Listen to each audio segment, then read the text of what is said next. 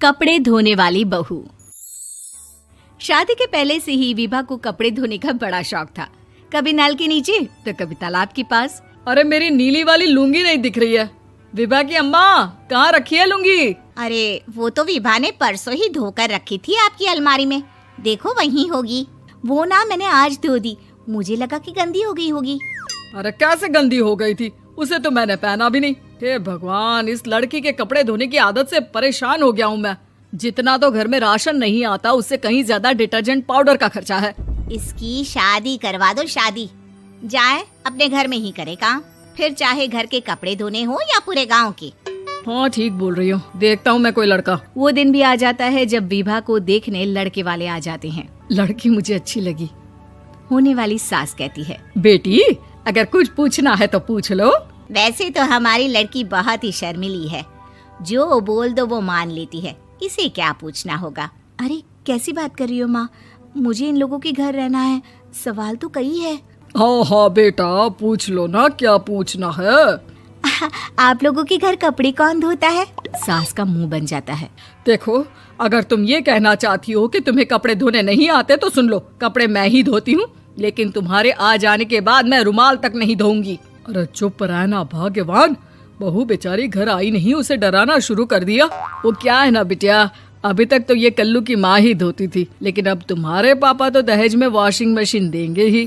तभी विभा की माँ बोल पड़ती है, सवाल भी पूछा तो क्या। वैसे भाई साहब, मशीन की तो फिर भी कपड़े धोने की कैपेसिटी होती है, मतलब जो बिटिया दे रहे हैं ना विभा, इसे कपड़े धोने का बहुत शौक है। ये आप लोगों के क्या आस पड़ोस गांव मोहल्ले सबके कपड़े धो दे और उफ तक ना करे।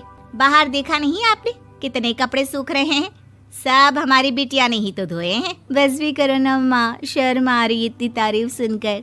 और तो और एक दाग निकाल कर दिखाओ तो मान जाऊं। हाँ अच्छा अच्छा, माफ करना बेटा, मैंने गलत समझा। हमें तो रिश्ता बहुत पसंद है। और ऐसे जुड़ जाता है रिश्ता कपड़े धोने का शौक रखने वाली विभा का। उसकी शादी हो जाती है कोयला फैक्ट्री में काम करने वाले कल्लू के साथ। शादी के बाद अचानक विभा चिल्लाती हुई सास के पास आती है। सासू माँ, अरे सासू माँ कहाँ है आप? ये तो धोखा है, धोखा दिया आप लोगों ने मुझे। इसे ससुर के चक्कर के बारे में पता चल गया। अरे तो उसमें तुझे क्यों धोखा मिला है? अरे नल में पानी नहीं आता, कपड़े कैसे कब धुलेंगे? अच्छा अच्छा, तू पानी नहीं आ रहा उसकी बात कर रही है। तो आपने क्या सोचा? कुछ नहीं। अच्छा, तेरी माँ ने कहा था कि कपड़े धोने का शौक है, तुझे याद आया मुझे। शौक शौक बोलकर कपड़े धोने वाले मेरे जुनून को कम ना आके सासू माँ, कपड़ा धोना मेरा गुरूर है। तभी पति भी वहाँ आ जाता है। अभी अभी मैंने इसे सनी देओल की फिल्म दिखाई है, उसी के डायलॉग मार रही है माँ। अच्छा सुन, साफ साफ बता रही हूँ, पानी सुबह 4 से 6 और शाम को 10 से 12 आता है, समझी? विभा टाइमिंग सुनकर हैरान हो जाती है। ये क्या भूतों का मोहल्ला है?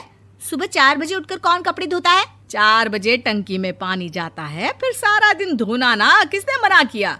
अरे कैसी बात कर रही हैं? 200 लीटर की टंकी में कितने कपड़े धो लूंगी मैं, सुबह ही उठ जाऊंगी मैं। अब क्या था, विभा सुबह 4 से लेकर रात के 12 बजे तक कपड़े ही धोती रहती। एक रोज सास पड़ोस से निकलकर कहीं जा रही होती है कि साथ वाली कहती है, हाँ कल्लू की माँ, जरा ये बताओ कि 2 साड़ी है, 2 ब्लाउज और एक पेटीकोट और एक नाड़े वाला लंबा कच्छा।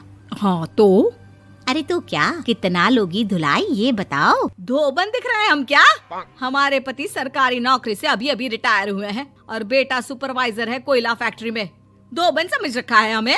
हाय रे कल्लू की अम्मा, माफ कर दो, वो तो मोहल्ले में यही सब बता रहे थे कि तुमने बहू को कपड़ा धुलवाने के काम में लगा दिया है। सास को पड़ोसन की बात सुनकर गुस्सा आ जाता है। वो घर पहुंचती है जहां घर के बाहर ही इतने सारे कपड़े सूख रहे होते हैं जितने कि किसी धोबन के घर पर। अरे ओ कल्लू की दुल्हन, बाहर निकल।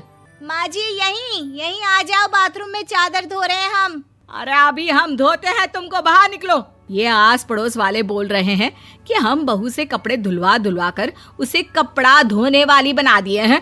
अरे छोड़ो ना माँ जी, किन लोगों की बातों में आती हो? आस पास के लोगों का तो काम ही होता है कि वो किसी तरह सास बहू को लड़ा दे। बहू सारे घर के कपड़े धोती है, ये क्या कम है? बोलिए। सास को भी लग जाता है कि वो बहू का ये सनकीपन नहीं छुड़वा सकती, इससे अच्छा है कि खुद ही चुप हो जाए। एक रोज सास और बहू मंदिर जाते हैं, जहाँ सास की साड़ी वहाँ खड़ी भीख मांगने वाली से मिलती है। माँ जी क्या बात है, आपकी साड़ी उस भिखारन से कितनी मिल रही है ना? हाँ हाँ देखो तो, दोनों की साड़ी मिल रही है। क्या बात है कल्लू की अम्मा, तुम खुद को तो अफसर की बीवी बताती हो और ऐसी सिंपल सी प्लेन साड़ी पहनकर घूमती हो। सिंपल और प्लेन नहीं है ये साड़ी। तो क्या सोने के धागे से फूल बने हैं? कुछ भी सासू माँ, कुछ भी। हाँ बने थे इस साड़ी में सोने के धागे से फूल। मेरे पति लेकर आए थे मद्रास से स्पेशली मेरे लिए 10,000 की। ताहे भाई साहब इस भिखारन के लिए भी सेम टू सेम साड़ी लेकर आए होंगे 10,000 की। सास उस वक्त तो कुछ नहीं कहती, लेकिन बहू के साथ घर आती है और अलमारी से एल्बम निकाल कर लाती है। ये साड़ी देख रही है, ये वही साड़ी है जिसे मैंने अभी पहना था। इस साड़ी में ये जो चमकदार फूल दिख रहे हैं ना, ये सोने के धागों से काढ़े गए हैं। लेकिन तू लोकल वॉशिंग मशीन ब्रश से घिस घिस कर सारे फूलों को निकाल कर साड़ी प्लेन कर दी।